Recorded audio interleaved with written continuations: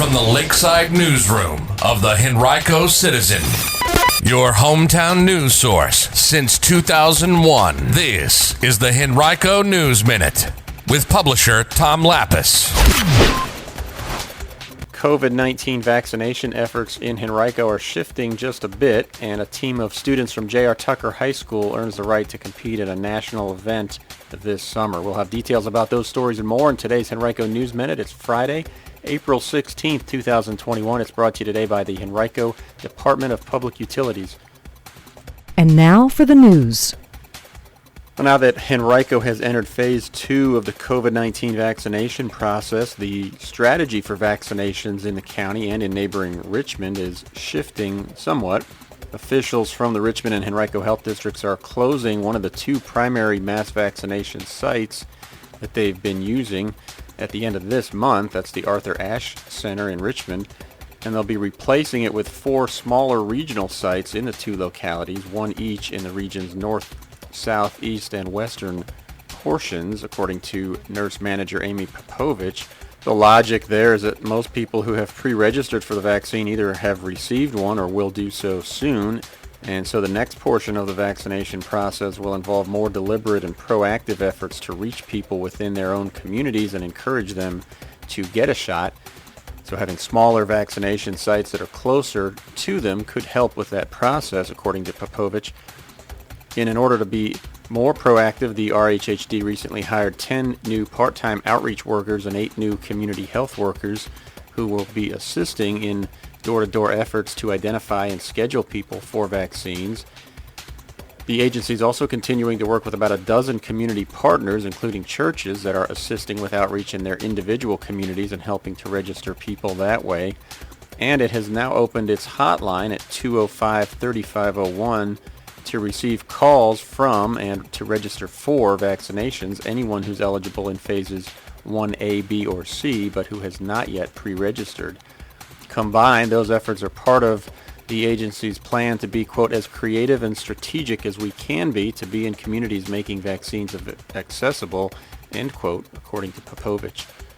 One of the new smaller vaccination sites will be the Islamic Center of Henrico on Impala Drive in Lakeside. Others will include George Wythe High School in Richmond, the VCU Health Hub site in Church Hill, and an as-yet unnamed location in Northside. The RHHD is already hosting a smaller vaccination site at St. James Baptist Church in Varina through the first few weeks of May. The Richmond Raceway site also will serve residents who live in the eastern portions of the city and county. You can read more about the RHHD's efforts by visiting henricocitizen.com and clicking on COVID-19. Here's a cool story. The J.R. Tucker High School Marine Corps JROTC team has advanced to compete this summer in the 2021 U.S. Marine Corps JROTC Academic Bowl Championship in Washington, D.C. The team includes juniors Malia Chaudhry, Aiden Kennedy, sophomores Sharon Albert, Aiden Feria, and Jalen Rimal, and freshman Natalie Sherlock. It earned the opportunity after advancing through 2 phases of online competition, during which the cadets were tested on knowledge of core curriculum like math, science, and language arts, as well as current events, citizenship, and leadership skills. The Tucker team earned top scores out of the 91 Marine Corps JROTC academic teams that competed from around the world, and it's one of only 8 Marine Corps JROTC Academic Bowl teams in the nation to advance to the final competition, which includes an all-expense-paid trip to D.C. It's the 3rd year in a row that a team from Tucker has qualified for the national event, and it won in 2019. Virginia legislators recently accepted Governor Ralph Northam's substitute to a bill banning firearms on and near Capitol Square, as well as in state buildings. Lawmakers had last year voted to ban firearms from the state capitol. Senate Bill 1381 will make it a Class 1 misdemeanor for anyone to possess or transport a firearm or explosive material within Capitol Square and the surrounding area or buildings owned or leased by the state. Penalties of up to a year in jail and a fine of $2,500 or both are possible for anyone convicted of that misdemeanor. current and retired law enforcement officers, active military members, and others performing official duties are exempt from the restrictions. Now, Northam's recommendation requested further protection for magistrates who originally were allowed to carry firearms in courthouses. The substitute now includes magistrates on duty working outside of courthouses and in other government buildings. You can visit henricocitizen.com and click on News and then General Assembly to read more about this story. The second of 3 virtual listening sessions hosted by the Henrico School Board will take place April 27th with a focus on relationships. The session will be attended by all 5 members of the school board and recorded for future viewing. It'll take place from 6:30 to 7:30 that evening. To participate, you can visit tinyurl.com/school-board-listening-session.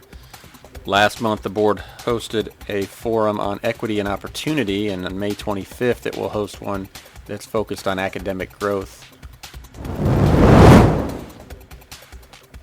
Henrico's Advanced Career Education Center at Hermitage High School will receive a computer numerical control and water jet training system as part of a $37,500 competitive grant funded by the state of Virginia. Superintendent of Public Instruction James Lane made the announcement yesterday.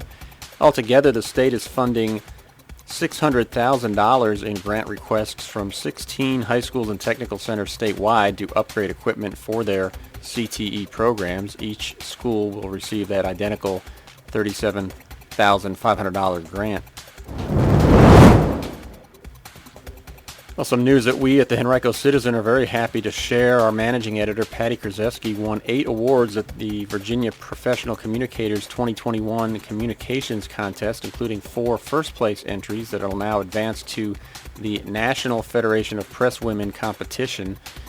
Krzeski, as we mentioned a week or so ago, also was the top VPC winner in the state, which earned her the 2021 Sweepstakes Award, the highest award that the organization gives each year. If you visit henricocitizen.com and click on News and then Business, you can look for this article, and we've linked all of her 8 award-winning articles from this piece. If you'd like to read them, or perhaps you missed them the first time around, we're very proud of Patty and congratulate her. Today's Henrico News Minute has been brought to you by the Henrico County Department of Public Utilities, which is encouraging you to look for leaks.